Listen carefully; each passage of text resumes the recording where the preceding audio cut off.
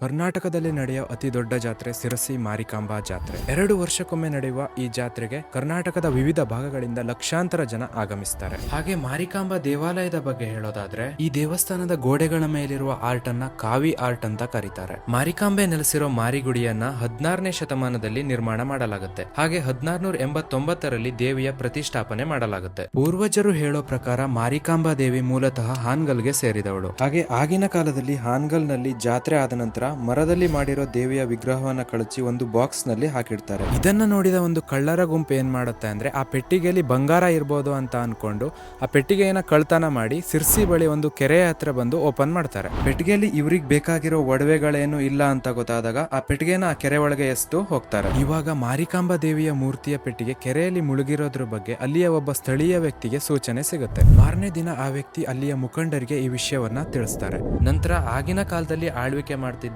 ಇಮ್ಮಡಿ ಸದಾಶಿವರಾಯರ ನೇತೃತ್ವದಲ್ಲಿ ಮಾರಿಕಾಂಬೆಯ ಪ್ರತಿಷ್ಠಾಪನೆ ಮಾಡ್ತಾರೆ. ಮಾರಿಕಾಂಬೆಗೆ ಎಷ್ಟು ಶಕ್ತಿ ಇತ್ತು ಅಂದ್ರೆ, ದೇವಿಯ ದೃಷ್ಟಿಗೆ ಎದುರುಗಡೆ ಇರೋ ಬಯಲಿನಲ್ಲಿ ಪದೇ ಪದೇ ಬೆಂಕಿ ಬೀಳ್ತಾ ಇರುತ್ತೆ. ದೇವಿಯ ಈ ಉಗ್ರ ರೂಪವನ್ನ ಕಡಿಮೆ ಮಾಡೋದಕ್ಕೆ ಮಾರಿಕಾಂಬಾ ದೇವಾಲಯದ ಮುಂದೆ ಆಂಜನೇಯನ ಗುಡಿಯನ್ನ ಸ್ಥಾಪನೆ ಮಾಡ್ತಾರೆ. ಹಾಗೆ ಮಾರಿಕಾಂಬಾ ದೇವಿಯ ಪ್ರತಿ ಜಾತ್ರೆಗೂ ಸಹ ಹಿಂದಿನ ಕಾಲದಲ್ಲಿ ಕೋಣವನ್ನ ಬಲಿ ಕೊಡಲಾಗ್ತಿತ್ತು. ಒಮ್ಮೆ ಗಾಂಧೀಜಿ ಸಿರ್ಸಿಗೆ ಬಂದಾಗ ಇಲ್ಲಿ ಪ್ರಾಣಿ ಹಿಂಸೆ ಮಾಡೋದನ್ನ ನಿಲ್ಸಿದ್ರೆ ಮಾತ್ರ ದೇವಸ್ಥಾನದ ಒಳಗೆ ಬರೋದಾಗಿ ಹೇಳ್ತಾರೆ. ಈ ಇನ್ಸಿಡೆಂಟ್ ಆದ್ಮೇಲೆ 1930ರಿಂದ ಇಲ್ಲಿ ಕೋಣ ಬಲಿ ಕೊಡೋದನ್ನ ಸ್ಟಾಪ್ ಮಾಡ್ತಾರೆ. ಅದ್ರ ಬದಲಾಗಿ ಈಗ ಕುಂಬಳಕಾಯಿ ಬಲಿ ಕೊಡಲಾಗುತ್ತೆ. ಮಾರಿಕಾಂಬೆಗೆ ಕೋಣ ಬಲಿ ಕೊಡೋ ಪದ್ಧತಿ ಯಾಕೆ ಸ್ಟಾರ್ಟ್ ಆಯ್ತು ಅಂದ್ರೆ, ಪುರಾಣ ಕಥೆಗಳ ಪ್ರಕಾರ ಒಬ್ಬ ಕೆಳವರ್ಗದ ಯುವಕ ವೇದ ಕಲಿಯೋ ಆಸೆಯಲ್ಲಿ ತಾನು ಬ್ರಾಹ್ಮಣ ಅಂತ ಮಾರಿಕಾಂಬೆಯ ತಂದೆಯ ಹತ್ರ ಬಂದು ಹೇಳ್ತಾನೆ. ಹಾಗೆ ವೇದ ವಿದ್ಯೆ ಕೂಡ ಕಲಿತಾನೆ. ಆ ಟೈಮ್ ನಲ್ಲಿ ಅವನಿಗೆ ಮಾರಿಕಾಂಬೆಯ ಮೇಲೆ ಪ್ರೇಮಾಂಕುರ ಆಗಿ ಬ್ರಾಹ್ಮಣ ಯುವತಿಯಾದ ಮಾರಿಕಾಂಬೆಯನ್ನ ಮದುವೆ ಆಗ್ತಾನೆ. ಇದಾಗಿ ಸ್ವಲ್ಪ ವರ್ಷ ಆದ್ಮೇಲೆ ಇವನು ಮಾಂಸಾಹಾರಿ, ಸುಳ್ಳು ಹೇಳಿ ಮದುವೆ ಆಗಿರೋದು ಅಂತ ಗೊತ್ತಾದ ಕೂಡಲೇ ಮಾರಿಕಾಂಬೆ ರುದ್ರಾವತಾರ ತಾಳ್ತಾಳೆ.